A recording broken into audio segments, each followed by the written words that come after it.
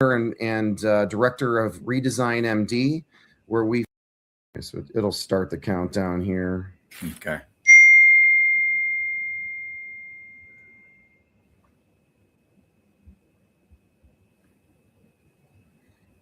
All right, we're going to start our podcast today.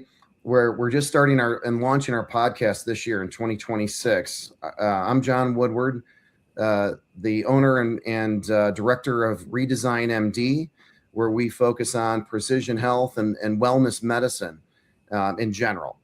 We do a number of other things. However, I'm going to keep this spotlight today on our guest today.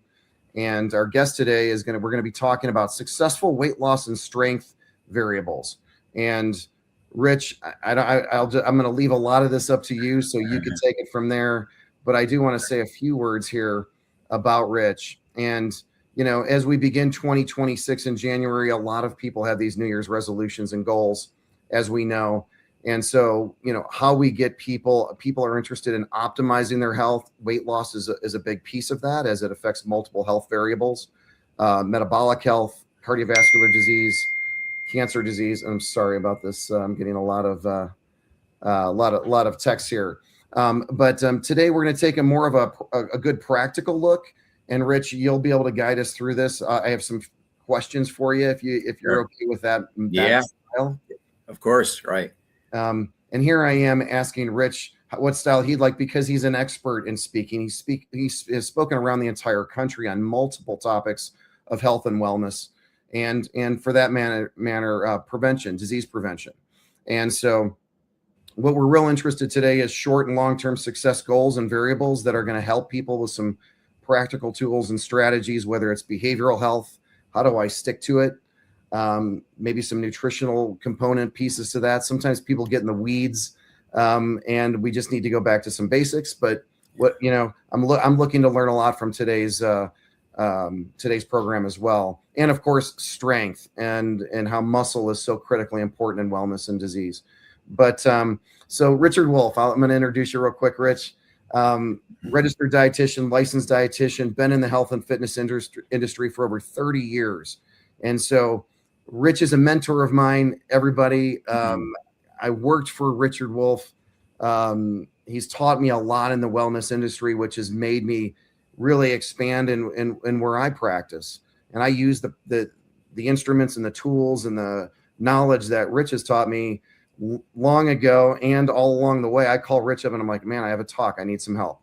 I need some direction here. How do you say that again? How do you get at those key pieces to really have some impact and some teeth? To get people to have, to really get them to take that next step. Or when I'm coaching somebody, Rich, I'm stuck here. How do I coach this person for them to get to A to B? I'm getting a lot of barriers and obstacles here. How do I get them past that piece? And this is why he's an expert, because he's had success with thousands of patients. And I can say thousands now, right? Rich? Yeah. Oh, my goodness. Yeah. So, Rich, I'd love for you to, and again, I want to make sure we say the trademark of America's leading nutritionist, right, as we affectionately know Rich as ALN. Right. And so, can you give us a little background on your clinical training, your practice? What kind of led you to where you're at today? Yeah, sure. Well, John, sometimes when people ask me, how did you get into this? And I ask them if being born counts.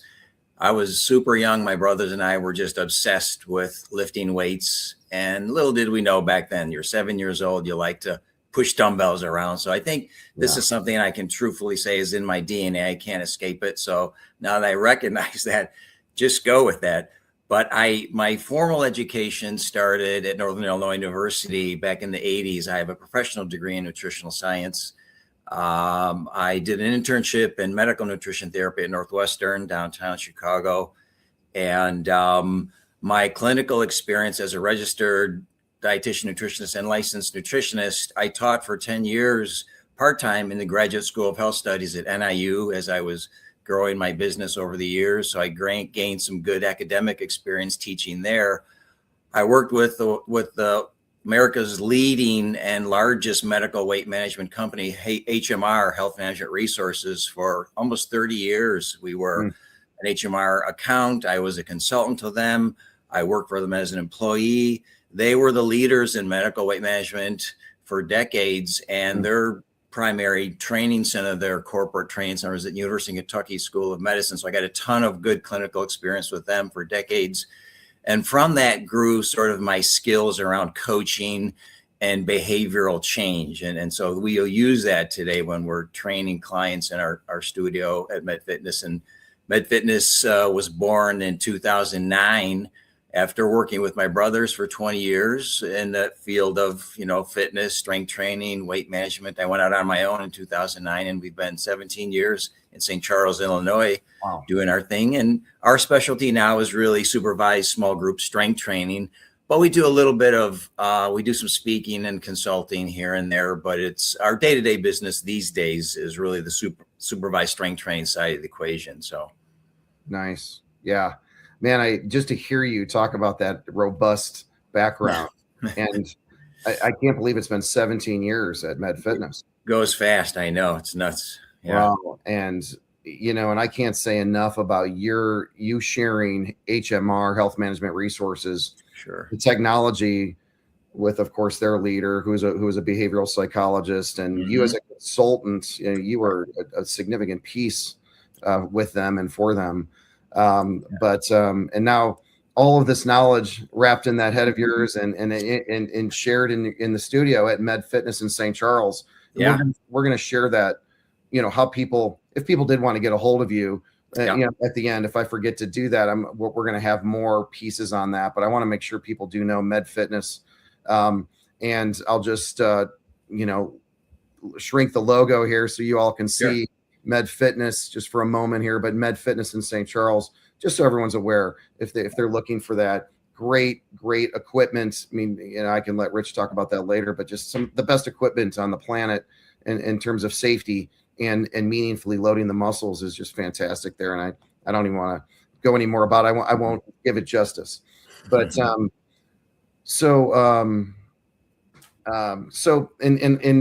the other thing I did want to say is I worked for you when you were with your brothers. And it was called the Wolf Institute back then.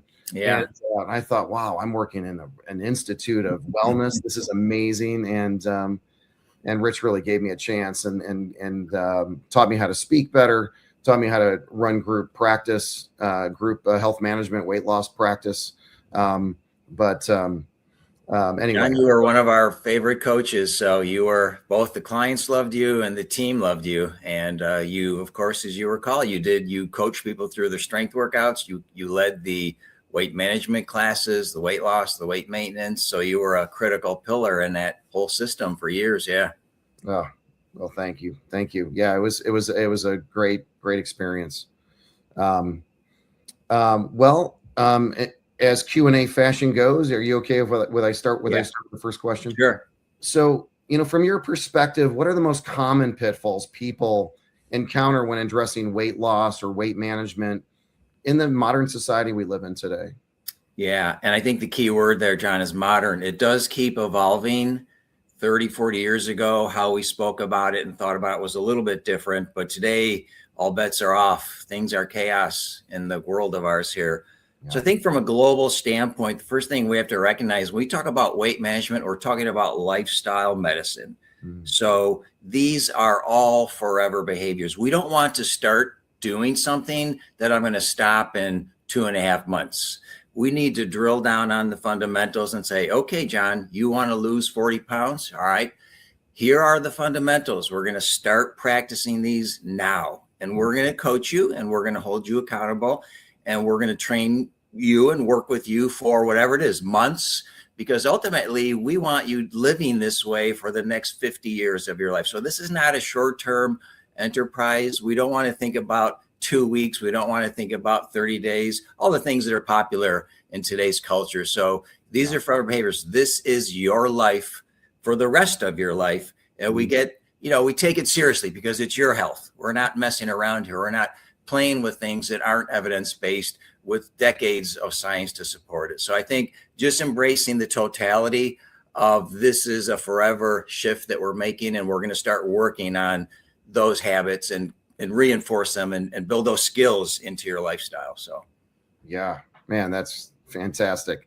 And bridging on a little bit of that was I have we have this in your clinic too, but we have these well-intentioned people that come in and they just they feel beat up instantly on their efforts. Do you see that in this modern society we live in? Yeah. Again, people, their view is too limited. So that if they don't get a specific outcome within X period, maybe it's this week, this month, whatever it might be, they're derailed because they're just not stepping back and looking at the totality of what we're trying to do. I mean, as you know, John, as clinicians, as coaches, I'm more interested in your behaviors than the actual outcomes that I'm seeing right now. Yes, I want outcomes and we need outcomes and we measure that and we give feedback. But ultimately, you're going to have a good week if you had a good week behaviorally, because we're building, practicing, reinforcing, strengthening fundamentals that are going to carry us forever. So you're going to have ups and downs on the scale or however we're measuring changes in body composition. But this is about trending long-term. And really, maybe I'm exaggerating when I say this, but it's really ignoring 99% of what you see online and just work with your coach and get involved in fundamentals. We didn't face that stuff 30 years ago, thankfully. Yeah. But today there's so much noise and junk that it's tough for consumers. Wow. Yeah. I'll never forget when I heard you coaching somebody in the class as I was learning from you at the time. And they said, well, I've already blown it today. I've already had this. And you looked at that person, you said, I want you to go home and eat an apple now. And they're like, what? Wait, I thought calorie management counted.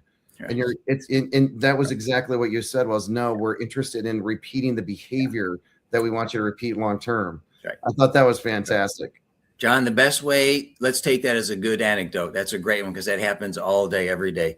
Yeah. So when you are dealing with a client or a client is out there and they eat the forbidden food, whatever it is, and they're not feeling so good and so excited, people can get into what we would loosely describe as the failure syndrome, where they're beating themselves up.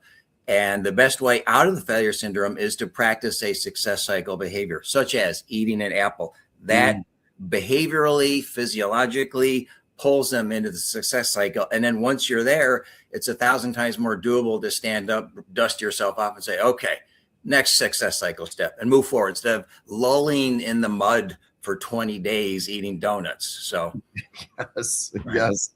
I love that. Fantastic. I could stick on this one question forever. Yeah. Don't pick your brain on it. Right. But well, yeah, let's move on because I think it builds here off of this. So my second question is that, it's all about kind of setting patients up for success. So yeah, how would you structure an approach to set someone or a client up for success to achieve the outcomes that you would want for them, as well as maybe they want for themselves, as you have seen over time dealing with thousands of patients and clients? Sure. I think the first thing is just to acknowledge that we're looking at a program. This is a program. We're not just throwing some tips and ideas and suggestions at you. Those are okay, but those don't really get at the fundamentals of behavior change. So this is a program. This is lifestyle medicine program. So the 5 pillars that we've used for decades is, number 1, have a weekly check-in. Now, we used to call that weekly attendance when we were seeing people face to face, but that's different in our modern world. It could be online like this. It could be just an audio based. It could be digital communication. There's layers to how you can connect with people today, but it's a weekly check-in with your coach. So every week, if I was coaching you, John, I would see you, I would collect your data from you, I would weigh you, I would get the metrics I'm looking for behaviorally and clinically on the scale.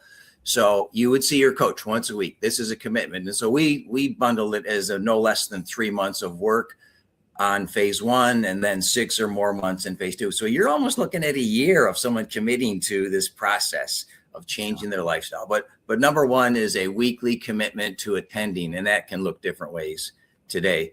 2 is still carved in stone, which is self-monitoring. People who self-monitor do much better with these health habits than people who don't. If I'm tracking them, just the function of tracking them gets me to do more of them and see them, and then have perspective, both for the coach and the client, to learn how to look at my own data and continue to set goals and not be derailed, et cetera. So self-monitoring is important. Right.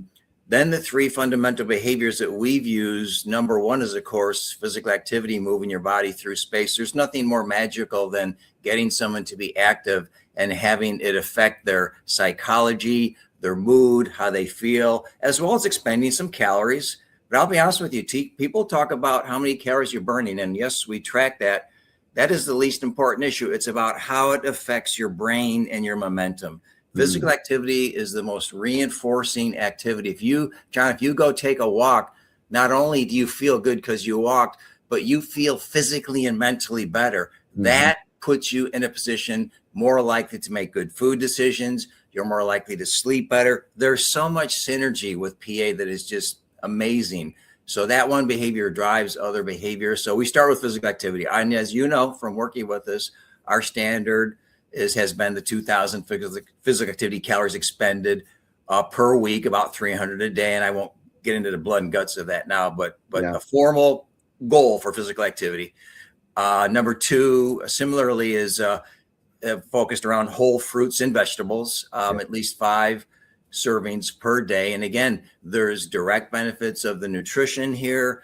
There's direct benefits of the low calorie density. So this displaces other foods. There's lots of layers to the benefits of eating these foods and disease prevention, but that's a big one. At least 35 servings, 5 full cup servings a day, which is about 10 times what the average person eats.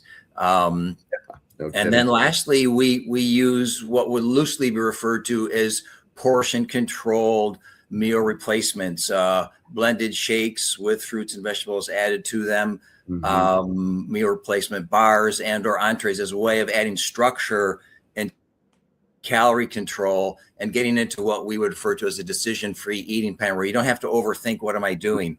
And these tools can be used at various levels, but there's a mountain's worth of evidence showing that people do better when they use them to help simplify eating better. And reducing calorie intake and decreasing calorie density. So those are the 5s. Show up, connect with your coach, self-monitor, keep your records. Your coach is going to want that.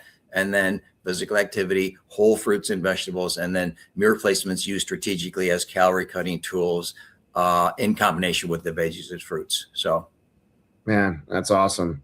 I mean, if people stop listening now and just did those 5 things, and just with some clear, you even gave some clear calorie points on if you have this much exercise based on caloric consumption and 5 servings of fruits and vegetables, and wrote down what you did with awareness and self-monitoring.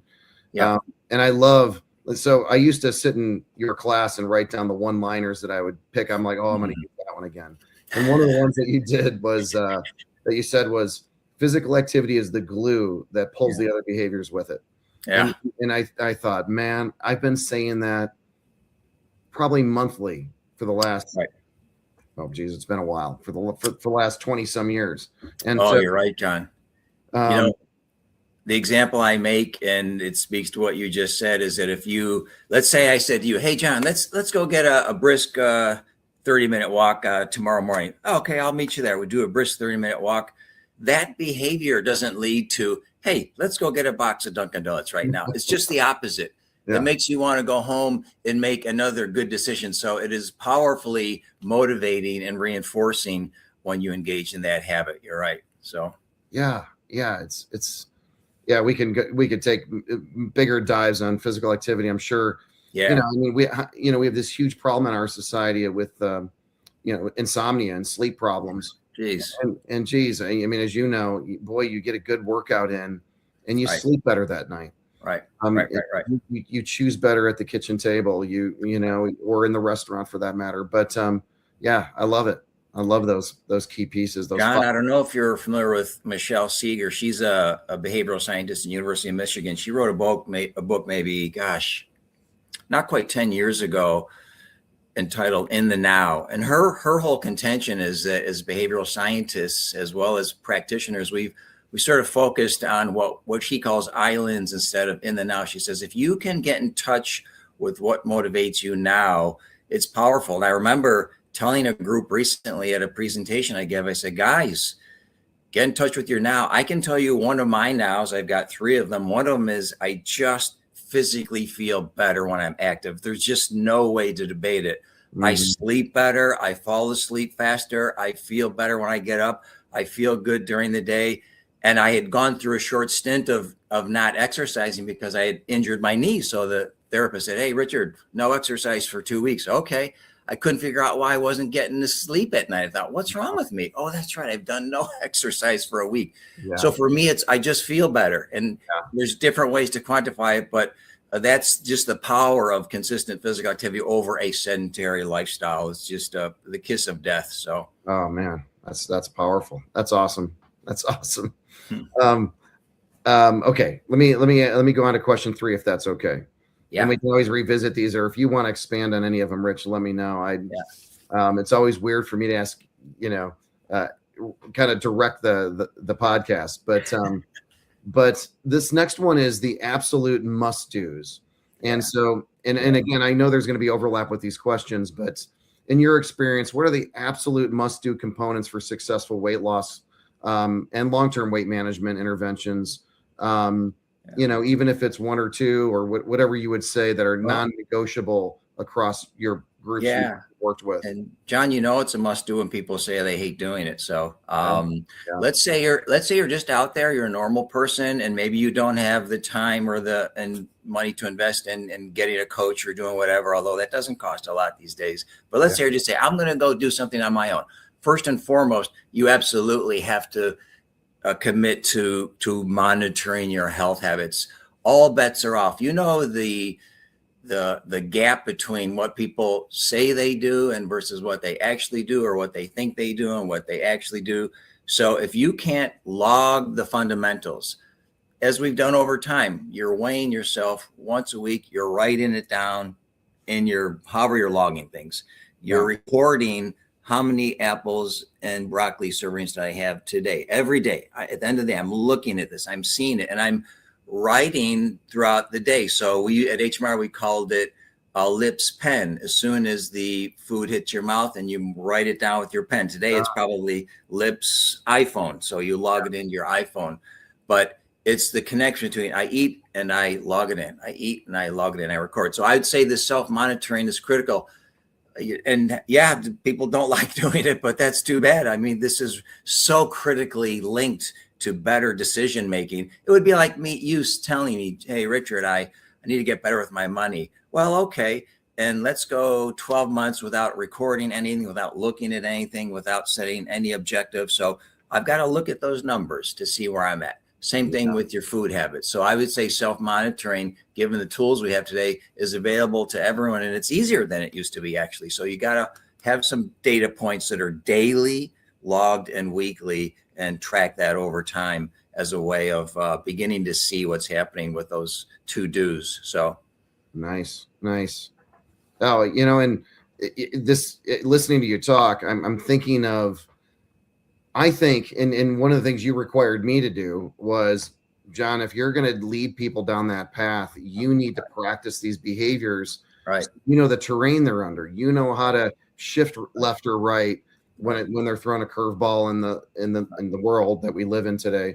And do you still track your behavior? I do every day. And John, I've got it right in my pocket here. Yeah. So I was waiting for this. This was not set up. This is today so far. I've had I had a meal replacement shake, and what that includes is a couple of scoops of the meal replacement powder. But then I do two fruit servings and a vegetable. I put cauliflower and I blend it up. Now I'm a little behind on my eating today, but that's what I've had. And you can see I've got things checked. I've got the old HMR summary form here. Yeah, I like that form. Yeah. I was using their digital format for a while, but then they changed it, so I'm back to paper. So I'm old school. Okay. But there's no way I can coach you if I don't do this. There's no way in the world I'll get it done. And if I do coach you, I'm just going to be less urgent around getting it done because I'm not doing it. When I do it, you do it. So I love it. And I would say this to a lot of people out there. If there's a lot of people recommending things and they're not actually doing them or haven't done them themselves, I question how effective they are at coaching, Rich. Right. Would you agree? I would agree completely. Yeah. If you're in that boat, you're not a coach. Yeah. I don't know what you are, but you're just not a coach. Yeah. I mean, Rich could tell you for the last 30 years how many on average, how many servings of fruits and vegetables you've had, how many strength training workouts you put in, Right. And that includes all the different types of strength work you've done over the history of things, how many miles and steps you've walked a day. And you just said earlier, gosh, you love it. You enjoy it. It's my antidepressant pill. It's my fulfillment pill. It's euphoria in a way, so it is. Yeah. There's no doubt about it, John. I mean, when you think about role modeling, think about the NFL. How many head coaches in NFL didn't play football their whole life? Every one of those guys was eating, sleeping, and breathing football since they were 8 years old. Yeah. You don't see CPAs as linebacker coaches in the NFL. There's a reason for that. They haven't lived it their whole life. So yeah, this whole modeling issue, it happens in our culture, but we just don't think of it as being a role model. So even more so important in today's world of unhealthy environments and so on. So we need to be effective coaches. So yeah, and it's easy to tell guys in the finance world or the business world of, hey, when you go in and you report your quarterly, your data to them, and you tell them we did good. Yeah. And without any information, without any data, without any spreadsheets. Yeah. Right. They would say, okay, whatever. Where's the data? I can't assess you without any data. And I think health management coaching, wouldn't you say, is kind of similar? Yeah, without a doubt. Yeah, that's absolutely true, John. I mean, your success is not how you feel, it's about what you're doing. So yeah, so it's all about measuring that. So yeah. Awesome. Cool. The next one you can really go off on, but is the role of strength training. And I say a phrase in our clinic all the time of, because everyone's worried about their metabolism. Yeah. And I said, well, muscle is and you may have told me this, but muscle is the metabolic currency of metabolism. And I'll just, what do you think about lean mass metabolism, aging, weight management? I mean, wherever you want to take that. Yeah, John, you're going to kill me because of this. Metabolic effect of strength training is the least important benefit it provides. Okay. Is it significant? Yes, absolutely. Right. We know that you have this thing called sarcopenic obesity where people are 60 years old and they weigh the same that they did when they're in high school, but they've lost 40 pounds of muscle and gained 40 pounds of body fat. So now they're severely overweight. They've got little muscle mass. But so the effect, just to give you a ballpark, I mean, when we look at what energy expenditure do you get from having a pound of lean body mass, it's 6 or 7 calories a day. So we look at those numbers. Day to day, it's small. It's not a gargantuan number. Gotcha. Over time, where this makes a difference is that those people are more physically active. They're more spontaneously physically active. They get more structured exercise in, so they're expending calories there. And even then, those numbers aren't massive, but it's the long-term cumulative effect of this increased metabolic rate long-term. So it's not an acute effect. It's not, I can see this week on the scale. You can't see it on the scale this week. You got to look at years and decades to see this happen. Gotcha. So yes, it is an issue, but it's overblown in terms of the effect it has short term. Great. The powerhouse here is us recognizing the role of skeletal muscle in health and function.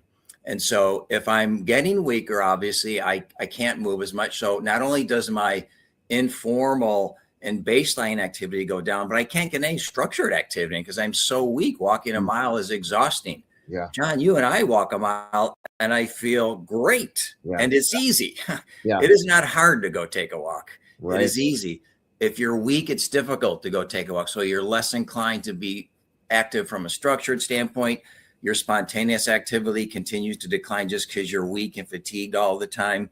Yeah. And so that's where energy expenditure drops also through physical activity indirectly, not just basal metabolic rate. And then the last nugget, which is increasingly well understood, is just the multiple health benefits that skeletal muscle has. I mean, my God, Mhm. so many things it does for my brain, my health, my blood vessels, my bones. It's just unbelievable Yeah. how powerful skeletal muscle is for our health. And again, even when you and I were working together, we knew skeletal muscle was important. Mhm. We knew everyone used strength. We just didn't understand the potent effect it has on your entire physiology. There's nothing that skeletal muscle doesn't affect. Yeah. So it really is a powerful health habit. And if you want to be well, if you want to maintain good insulin sensitivity, if you want to have good lipid profiles, I mean, you need to be strength training. This is an important to do for those outcomes. So it keeps you active. It burns some calories, but those add up over time, and then it keeps you healthy.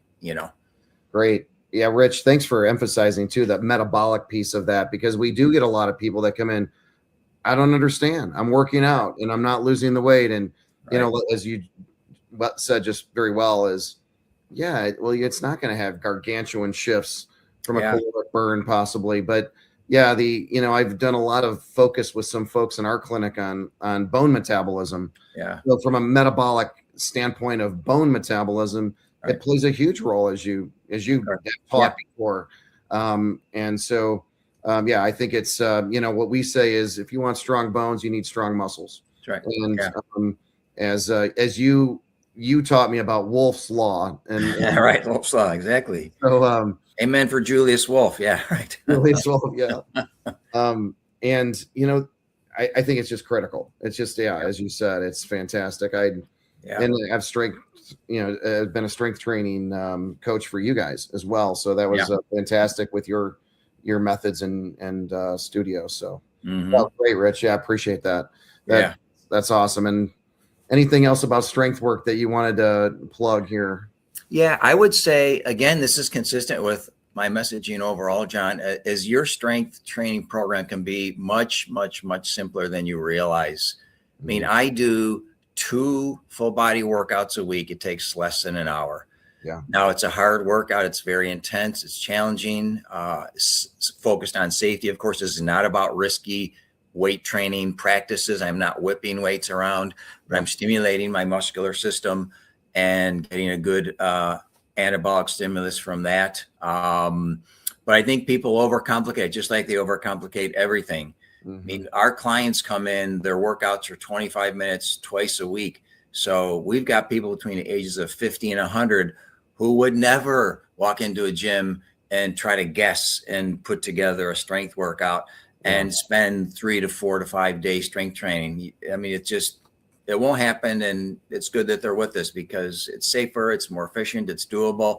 And John, this theme in lifestyle medicine around perfection versus adherence. I mean, adherence wins hand down. Not saying that our workout isn't perfect, but is super productive. And where you win is week after month, after year, after decade. That's where you win. This is a forever behavior. So let's get it dialed in and do it. So yeah, I love it. I love the word forever behaviors. I love the adherence.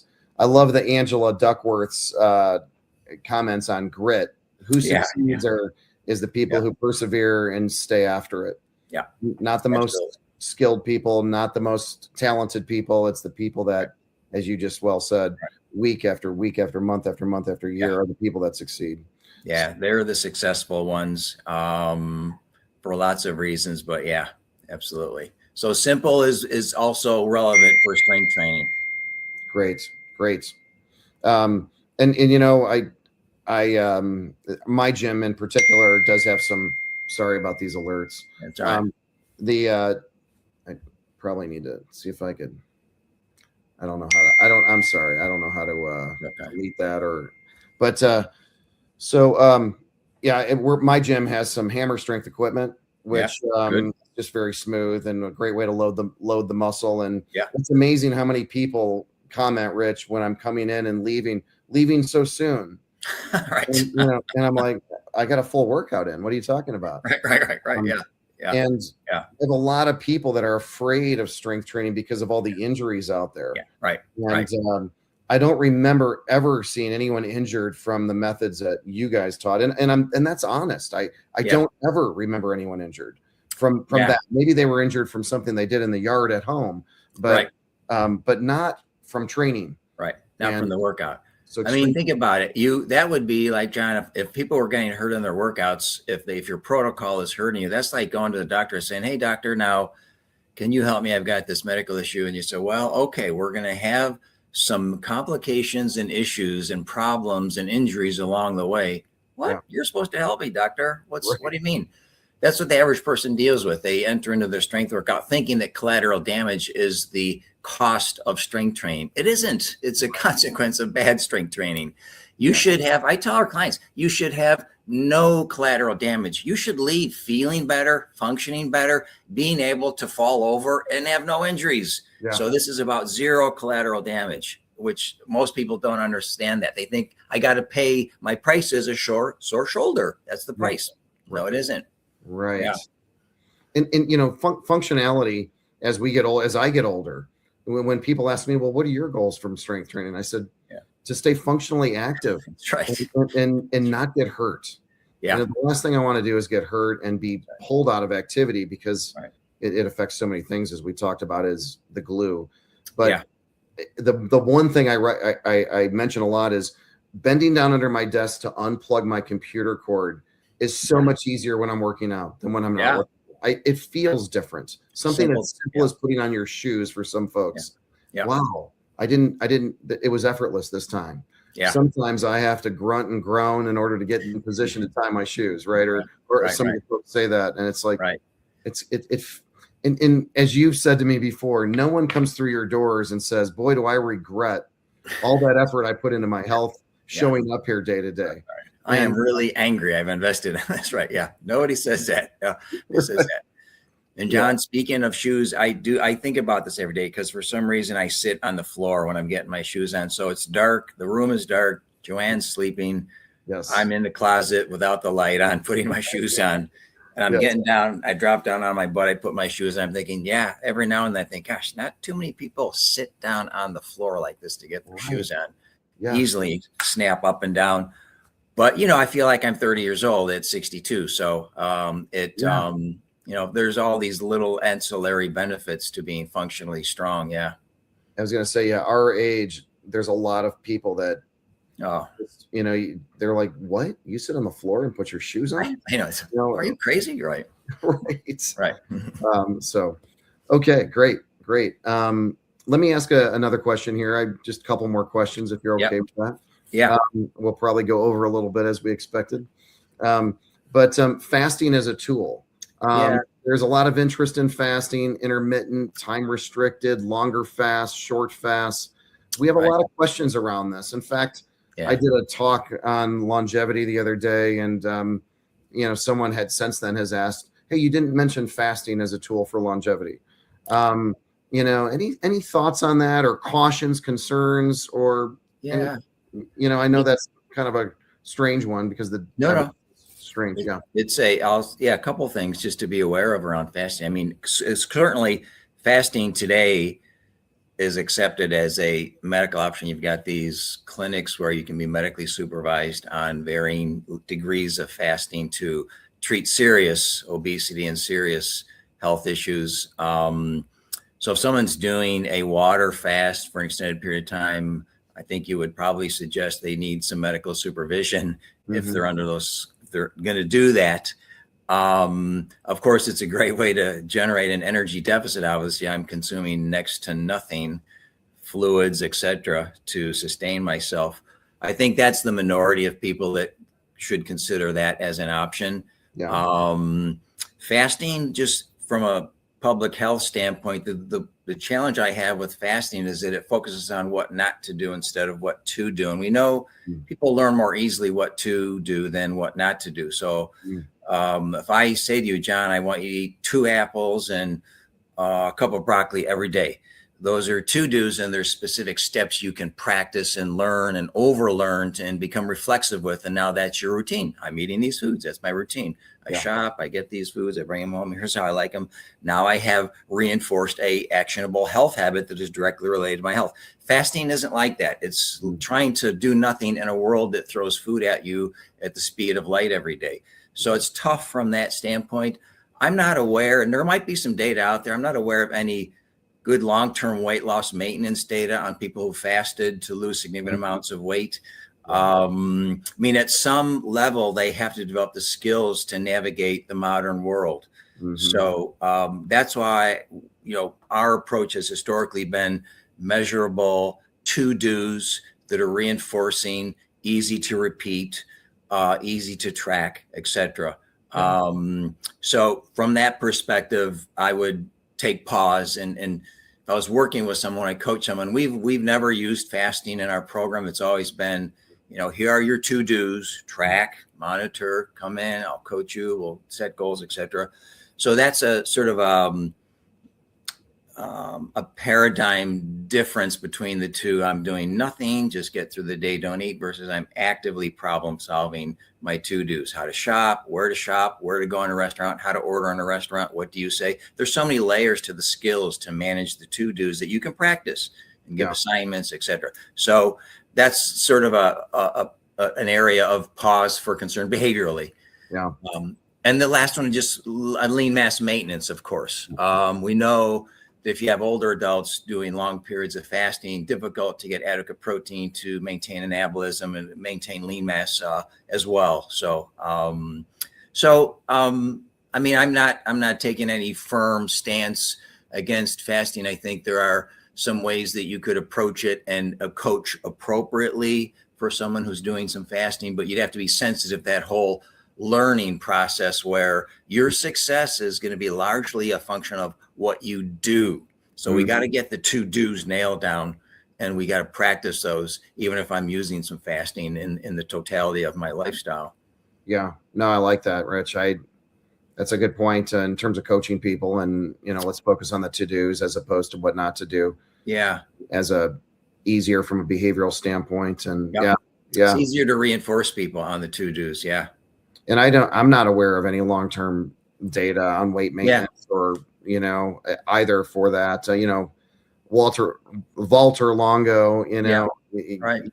But that study was pretty short. Yeah. So and it wasn't a lot of people in that study. It was yeah. advertised pretty heavily, and I'm thankful for the data. But we have to also be aware that the data is not that robust. Yeah. So, great. I appreciate that. And John, when you think about it, I mean, think about just the big long-term studies that exist, as well as just looking at the totality of all the epidemiology. I mean, we know there are healthy cultures that live robust, long lives focused around to-dos. They're not fasting on a regular basis. They're eating foods that are good for you consistently, and they're enjoying life. Yeah. So I think the model is there. It exists. We don't need to overthink it. We just need to help clients get there in an environment that makes it, super tough. So love it. Okay. Got another, this one is top interventions across a lifespan. And I know when I was talking about the longevity little lecture the other day, I was like, wow, I'm repeating myself a lot here with diet, exercise, sleep, but across, your extensive experience working with people of all ages, for that matter, interventions that are consistently produce the best outcomes across a lifespan, because you do, as you said, you have people that are elderly. You've got some younger folks who are who have some health goals, but do you notice that your recommendations change depending on what the age they are in terms of these top interventions? I think, John, the fundamentals are what we call them. They're capitalized, meaning that if you look at the fundamentals, they're more important over the second half of your lifespan than the first half. First half, you can abuse yourself and get away with it. You're young, your body's resilient, it can take the abuse. But over 50, that game is over. You keep abusing yourself, and there's a huge price to pay. So I think we call that capitalized behaviors. They're more urgent, more important the older you get. I'm just going to quote Dr. David Katz. He was the past president of the American College of Lifestyle Medicine. He calls it feet, fingers, forks, sleep, stress, and love. Wow. Feet is, are you physically active? Of course, yes. And that does include strength training. Fingers is, are you avoiding toxins? The two biggest one in our lifetime are alcohol and tobacco. Not never on alcohol, maybe, but moderating small amounts. This is not, more is better with alcohol. Yeah. What I say, feet, fingers, forks. Forks, of course, is our diet. We all know that diet matters. And then it's sleep, stress, and love. Sleep, not do you sleep? Do you get enough high quality sleep? Stress, are you proactively managing stress? Not are you stressed? We're all stressed. How are we proactively managing it? And then love, do you love people who love you back? If you have those 6 pillars, you can go to the moon and back and be great. Of those 6, what I would just hint, and just my opinion with my trajectory in this field, is I think exercise is possibly the most potent one because it spills into the others. If you learn exerciser, you automatically sleep better. If you're an exerciser, you automatically have a stress management program in your life. If you're an exerciser, we know you're more likely to eat sensibly. If you're an exerciser, you're more intentional about avoiding harmful compounds such as tobacco and alcohol. It spills into everything. Yeah. So I would argue maybe that's the pill that can help drive the big 6-cylinder engine. Yeah. But different practitioners will have different ideas about that, but they're all important for sure. Yeah. Yeah. And I would say that's pretty consistent among all the longevity experts out there, is they all agree that's the biggest impact player, based on, their hard data, these bench researchers, but I mean, it's hard to go exercise and then do things that aren't good for you. It's hard to do that, Yeah. And so, so after the age of 50 is where you're like, okay, we need to really capitalize now on these. These are must do behaviors. The forever behaviors that we've talked about are critical at that age. Yeah. Vital. I mean, when we show people their progress report, yes, we're showing them their progression on their training load. It's nice to see that graph. It's reinforcing. It's nice to see, I've been training here for 3.5 years. That's great. No, what's really important is you have been consistent for 3.5 years. That's what matters. That is the secret ingredient in this whole equation. You could do all this, work out half the time, half the benefits are out the door. So it's about that consistency over long periods of time. Yeah. Great. So final question here today is some key takeaways. If someone's listening today and wants 2026 to be their year, that they really put into place the must-dos and the forever behaviors to achieve the lasting results, get some weight loss for this year.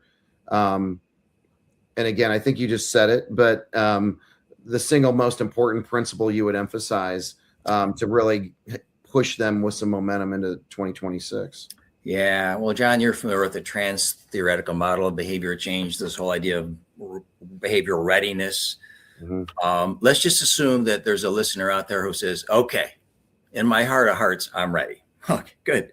That's all you need to tell me. Are you ready or not? Yes or no? You don't need to go through a complicated test to see if you're ready or not. Right. So if someone says they're ready, then I would just choose one of those pillars. I mean, would it be perfect if we have them do everything? Sure. But choose one that you can make that really firm commitment to, because whatever you commit to, just understand this is for the rest of your life. This is not a 12-week program. This is not a 12-week commitment.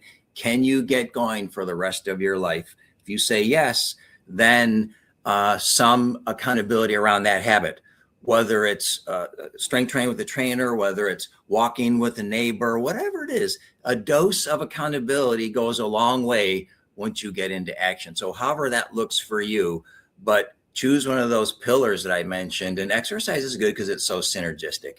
Yeah.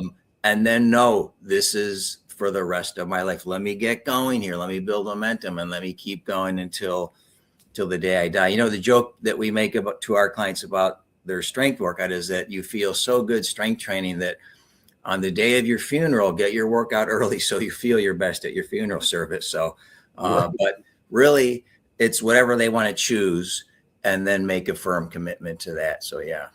Great. So, well, hey, man, thank you, Richard Wolf with Med Fitness. As you heard the robust history Rich has, thanks for these insights and these, fundamental pieces on weight management, on strength, on focusing on the to-dos, focusing on the pillars. You gave us some concrete, in terms of specifics to-dos and we could have, and hopefully we can get into the weeds on that in some future podcasts. Right. To we can talk more about it. Yeah. drill down into how you coach people through strength workouts and how they can, where they can find that. And so strength, consistency, behavioral health, whole food nutrition really supports people's health and wellness. So I just want to highlight, Med Fitness in St. Charles again. And I do have a phone number here. I want to make sure it's right. 630-762-1784. That's right, John. Yeah. Okay. Right. Okay. So you can always contact that number, 630-762-1784, to look for, well, you would get the best if you called there. But nice studio, clean, the equipment, the equipment there is phenomenal. And so what type of equipment do you have there, Rich? Yeah, the primary brand that we use is MedX. And so they have been the leaders in resistance exercise equipment for probably 35, 40 years now. So yeah, biomechanically phenomenal, low friction, great strength curves, just really well designed for safe, productive strength training. You can work hard on it. Your joints feel great. You're not beaten up, but you can get a productive workout in safely and efficiently. So that's what we primarily use. We have a few other brands that are similar to the MedX, but that's the core brand. Yeah.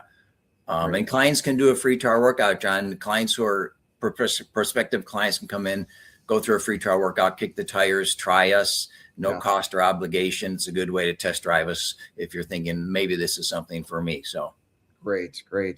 Yeah. And this is a supervised, a lot of these are supervised. I want to say, I think they have options, but I guess, Rich, the one thing I wanted to highlight too is your newsletters. So, it really gives how much credibility and how much from how do you apply what you guys do there to whether you have hypertension or not and how that might impact that or other areas of health. But you've been doing these newsletters and in YouTube podcasts for years now. Yeah, absolutely. Well, we find that the more people know about the benefits, the more excited they are about it, the more buy-in there is, the more committed they are. So educating them is one of our coaching principles that we focus on, educating the client. And so there's a lot of things we do to educate them, but that's one of them right in our monthly articles and some of the videos that we do. Yeah. So nice.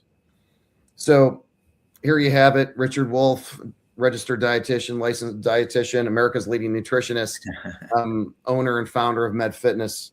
And so, Rich, thanks so much for hopping on here today. I hope we can have you back. Hopefully I can gather some time with you. Thanks for showing up on for us to do this. And again, you guys reach out if continue to follow us. We're getting some momentum with these podcasts so you can learn and be empowered by people like Richard Wolf, who not only model the behavior they expect you to do and know how to coach you around those behaviors, but also have great evidence to support those things with some of the added value things that you can find on Med Fitness, either Facebook page or website. I think they have a whole catalog of information there for you. Yeah. Our learning center is there, all the articles, medfitnessprogram.com. So yeah. Oh, medfitnessprogram.com. Great. Yeah. Perfect. Yeah. Rich, thanks again. And John, we'll have you back soon. Thank you for having me. It's my pleasure. Loved it. And let's dig deeper next time. So sounds great. Thanks, Rich. Thank you.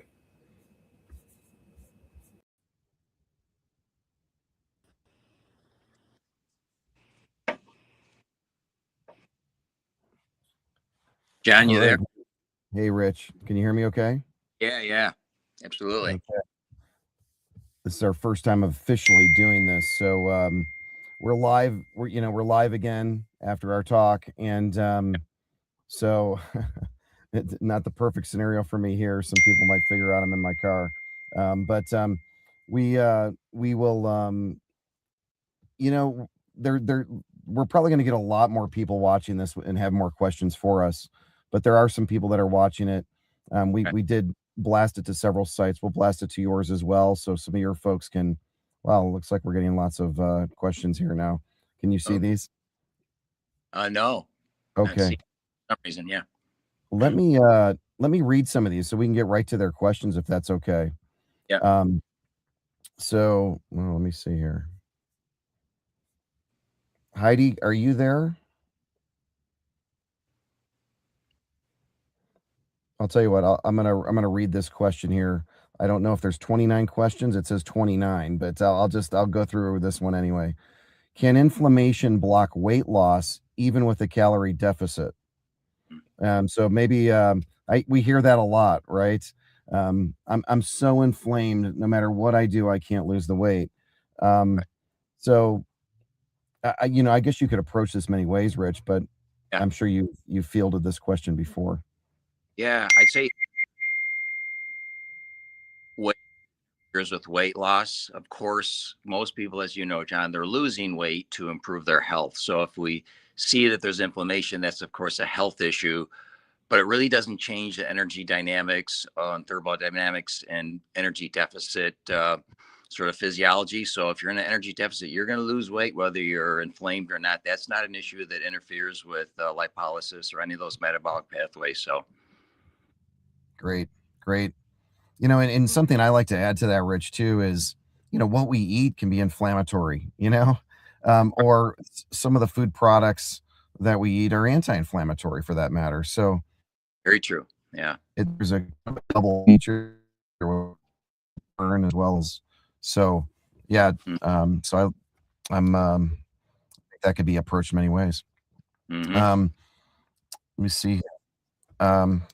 Rich, one of the things I wanted to throw out there as a question to you that we didn't approach, this one we could have gone deep on. I think we talked about it a little bit, Yeah. but just recently I had somebody come into the clinic and they were talking about how hard it is to manage the food they eat in the environment we live in.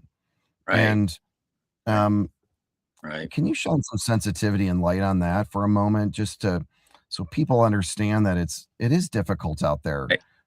to escape the modern world? Yeah, it is, John. And that I'll admit that is the number one barrier by far. It's people can make a commitment and say, I'm going to eat better, or I want to eat these foods. And the environment is the barrier more than anything else. And so it really comes down to developing your own personal environment that you've created by practicing what we would call additive environmental control, where I'm choosing the foods that I want to eat in higher quantities. I'm shopping, I'm bringing them into my home in high quantities. I'm packing a food bag when I go to work, wherever it might be. I'm making commitments around environments I'm avoiding. Maybe there's a short list of restaurants that work for me because if I go to Joe's Pizza Place, all bets are off. So it's really about cultivating your safe haven, your safe environment, so you can make those good decisions. I don't expect people to be successful when they're in constant decision anxiety over avoiding the jumbo serving of fries and supersized burgers. I mean, that's a train wreck behaviorally, and no one can survive that. So you have to cultivate your own safe haven. And yes, there's other foods around, but when you add in the foods that you know you want to eat more of, it gives you a gargantuan advantage when it comes to actually consuming those consistently. Yeah, no, I like it. I remember one of the things you used to teach was, focus on the to dos, add things to the plate that you want to repeat with the repetitive behaviors, and you're more successful sometimes at crowding out the other foods that will not end up on your plate. Is that a philosophy you still talk Oh, about? yeah, absolutely. I mean, the to dos, it's easier to push a food out and displace it with other good for you foods than it is to just sweat bullets for 3 hours and try to not eat it, only to break down in tears and eat the whole thing. So, yeah, crowding out food is a definite behavioral win. And that's a skill that people can practice and repeat and become better at without a doubt. Gotcha. I have a couple more if you don't mind. Yeah. And these are some recent ones I've had from patients. So, a big one to them that I hear a lot and is, I just need to have a little piece of that chocolate now so I get that out of the way, my cravings, and then I'll get back to the broccoli and the fruit and vegetables and the plant-based nutrition. How do you approach that line of thinking with folks?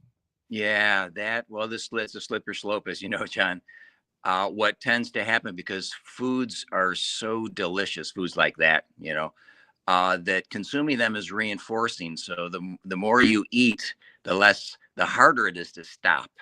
So actually drawing that line in the sand. People can make the commitment to say, okay, beginning tomorrow or whenever it is, now I'm not consuming A, B, C, whatever the food might be. But again, it goes back to not having it in the environment. John, I just fell prey to this last night. So you know what my diet's like. And I like sweets. And so we happened to have some ice cream in the fridge, chocolate mint ice cream from the weekend. And of course, I sit down to watch the Olympics last night, and I was finishing the whole container of ice cream. And Joanne said, "Who ate all the ice cream?" And so I said, "What? I'm not sure who ate all of this." We went back and forth. Anyway, here I am eating ice cream Friday, Saturday and Sunday, or Sunday and Monday. And I never eat ice cream, but I do love it. I ate it because it's there, it's delicious, it's hard to say no to icing by really creating that environment. So ultimately, down to some subtractive environmental control, getting some foods out that are high risk for you. You might say this is the last bite, but what you should say is this is the last time I'm buying this for 30 days or whatever it is, whatever the period is to help you eat less of it. Right. Yeah, and something you used to say too is it's hard to make that shift from chocolate to broccoli or from ice cream to foods that are not super concentrated and so that was another. I think it's good for people to hear that when they think everything's in moderation, therefore I should have this in my house, and I think it really sets them up for failure sometimes. Remember, John, people don't learn how to not eat foods. They just don't learn it. That's not a skill you can develop. You're susceptible to whatever the environment serves up. So there will not be a time in your life where you say, oh, 10 years from now, it's easy to not eat chocolate cake. I loved it my whole life. Now I don't eat it for 3 years. No, not how it works. Once it's there and you like it and it's reinforcing, you have to learn how to cultivate an environment. And so this isn't something where you can build willpower and discipline. I guarantee the food will win every time. So if somebody wanted to find you, Rich, at Med Fitness, and if they came in, and we know that you guys have great equipment, you're right there in St. Charles, and if someone came in and said, hey, can I get some tips and around some of these other health eating plans, is that something you guys are able to give some guidance with as well there? Yeah, John, great question, John. So we did that for decades here in St. Charles, and then we shifted our business model after COVID so that we're offering right now is supervised strength training, which is of course our core business. So we do make referrals if people are looking for a coach, a small circle of people who I think would be able to help them, but we're not doing it ourselves. So yeah, it's just nice to know that even during their workout, if they had these simple questions, and you could dispel them immediately for them and really help lead them in that direction. Yeah, we give people just general dietary advice and make sure their protein is adequate and they're covering the fundamentals, and we're happy to do that. And that may well be all they need, is to get some simple to-dos and get some clarity around those action steps instead of all of the noise that they encounter in today's busy world. Yeah. And let me get one more in here. And I don't want to take up too much of your time. But you just said the word protein, and we hear this a lot in today's world of, you're not getting enough protein. You need to eat, gargantuan amounts of protein because we're protein deficient in our society. And, and it's, so how do you approach that line of thinking when people come in and say, gosh, I just need to get more protein in? Evidently, that's what my trainer told me, wherever they're getting their advice from.